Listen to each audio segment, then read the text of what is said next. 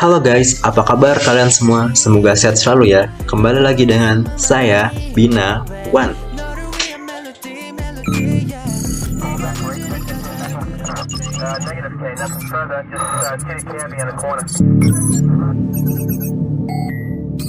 Jadi, hari ini tuh aku mau membahas apa itu aset dan apa itu liabilitas.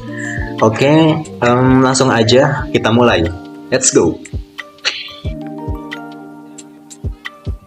Oke, kita mulai dari aset terlebih dahulu ya. Nah, pengertian aset sendiri ini adalah sesuatu barang atau benda yang dapat menghasilkan uang dan memasukkan uang ke dalam kantong kita. Contohnya itu rumah.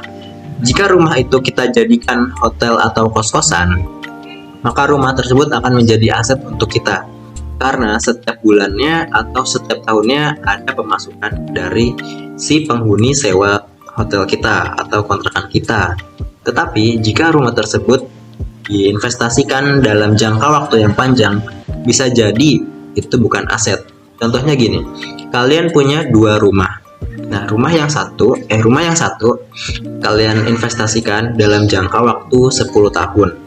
Nah, dalam jangka waktu 10 tahun tersebut, pastinya kan ada biaya untuk perawatan atau maintenance, serta setiap tahunnya kan ada pajak bangunan.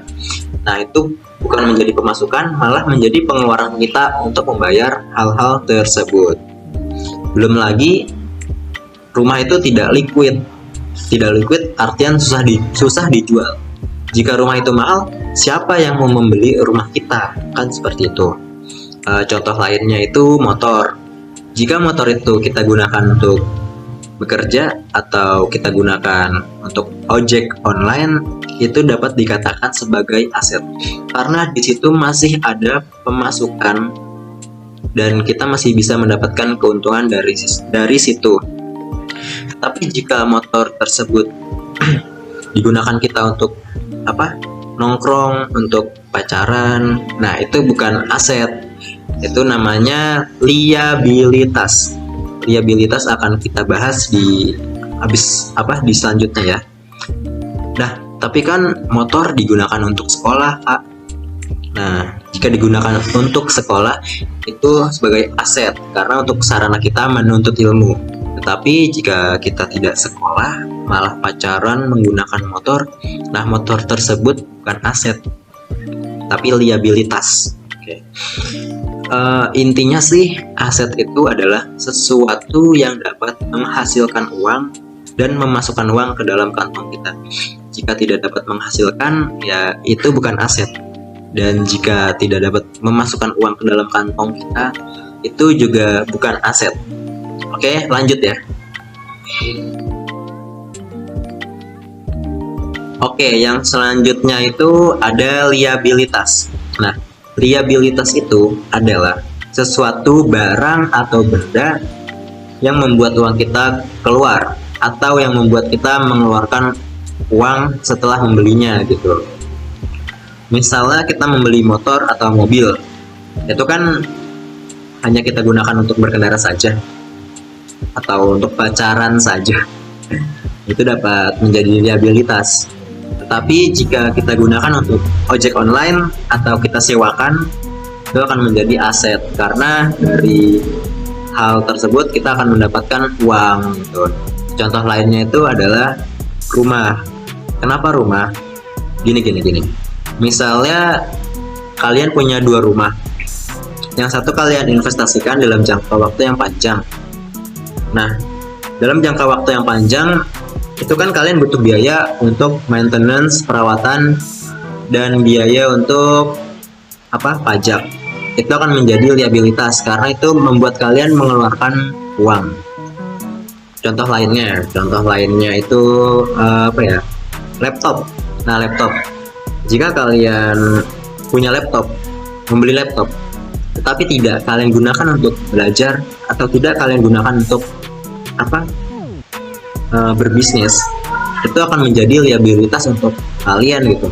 Karena kan laptop setiap tahunnya ganti-ganti prosesor, atau mungkin laptop kalian tuh isinya penuh, butuh biaya untuk mengupgrade-nya. Dari situ kalian akan mengeluarkan uang lagi gitu.